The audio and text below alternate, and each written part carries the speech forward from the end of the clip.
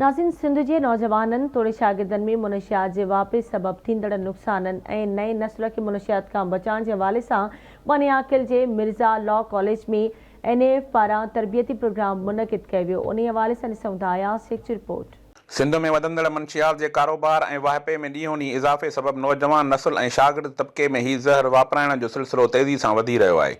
नौजवान नस्ल तोड़े शागिर्दनि में मंशियात जे वाहिपे सबबि थींदड़ नुक़साननि ऐं ड्रग्स जी रोकथाम तोड़े नई नस्ल खे हिन मूज़ी मर्ज़ खां बचाइण जे हवाले सां पनवाकिल जी मिर्ज़ा लॉ कॉलेज में ANF पारां तरबियती प्रोग्राम मुनक़िद कयो वियो। जागिरता प्रोग्राम में एंटी नारकोटिक्स फोर्स जे अमलदारनि, रिटायर्ड जजनि, वकीलनि, प्रोफेसरनि, सहाफ़ियुनि तोड़े शागिर्दनि वॾे अंग में शिरकत कई। उन वक़्तु प्रोग्राम में आयल महिमाननि मंशियात जे वाहिपे सबबि नौजवान नस्ल खे थींदड़ नुक़साननि बाबति वीचार वंडींदे चयो त असां पंहिंजे मुआशरे मां, पंहिंजे सोसाइटी मां मंशियात जहिड़ी बीमारी खे ख़तमु करे सघूं। फोर्स पंहिंजो कमु करे थी पई पंहिंजे हद ताईं, जेका उन्हनि जी ह्यूमन फोर्स आहे, जेके उन्हनि जा फैसिलिटीज़ मिलियल आहिनि, उन हद ताईं उहे कमु कनि था पिया, माण्हुनि खे गिरफ़्तार कनि था पिया, प्रोसिक्यूशन उन्हनि खे सज़ाऊं ॼाराए थी पई।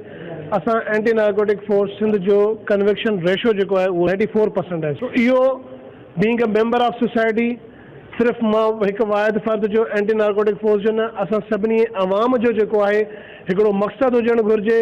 जिथे वियो, पंहिंजे मुआशरे में वियो, पंहिंजे ॻोठ में, मुहल्ले में, शहर में, दोस्तनि में, भाइरनि सां, संगत सां, इवन पंहिंजे औलाद सां इन जी आगाही ॾियो त बाबा नशो एतिरो ख़राबु आहे, हिन सां तव्हां फाइनेंशियली, तव्हांजी रेपुटेशन मुआशरे में बि ख़तमु थींदी, तव्हांजी इज़त आबरू ख़तमु थींदी ऐं तव्हां खोड़ सारी बुराइनि में वेंदव। जी तमामु बहितर अमल आहे। अॼु मिर्ज़ा ख़ान लॉ कॉलेज इंतिज़ामिया तरफ़ां ऐं एंटी नारकोटिक्स जे अमलदारनि तरफ़ां हिते कॉलेज में अवेयरनेस प्रोग्राम पुठायो वियो, जंहिंजो मक़सदु इहो हो त मुआशरे मां नौजवान नस्ल खे मंशियात जे नुक़साननि खां बचाइण लाइ आगाही ॾिनी वई ऐं इन ॻाल्हि ते ज़ोर ॾिनो वियो त असां जेसिताईं मुआशरे मां मंशियात जो ख़ात्मो न कंदासीं उन वक़्तु असांजो नौजवान नस्ल तालीम तरफ़ राग़िब नथो थी सघे। त हीउ सुठो अमल हो। असांजे मुआशरे में बिलख़ुसूस सिंध में आहे त सभिनी सूबनि में ड्रग्स एडिक्ट तमामु घणा आहिनि। असांखे परहेज़ करणु घुरिजे। असां वालदेन जो बि फ़र्ज़ु आहे त असां पंहिंजे औलाद ते कंट्रोल कयूं, उन्हनि खे नज़र में रखूं त आया की हू कहिड़ी सोसाइटी में उथनि वेहनि था।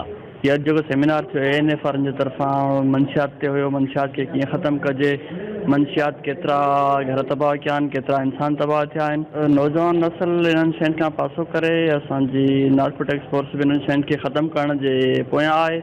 इन शइ खे जड़ खां ख़तमु कयो वञे, नौजवान नस्ल बि इन्हनि शयुनि खां पासो रखे। नशो हिकु इंसान खे न पर ख़ानदान खे तबाह कंदो आहे। हुकूमती इदारनि समेत असां सभिनी ते बि फ़र्ज़ु आहे त पंहिंजी धरती सिंध खे नशे जहिड़ी लानत खां पाक करण लाइ अमली तौर मैदान में अची नशो वापराइण सबबि थींदड़ नुक़साननि बाबति जागरता मुहिम हलायूं त जीअं असांजो नओं नस्ल मंशियात खां पाक थिए ऐं असांजी जन्नत जहिड़ी सिंध ख़ुशहाल बणिजी पवे।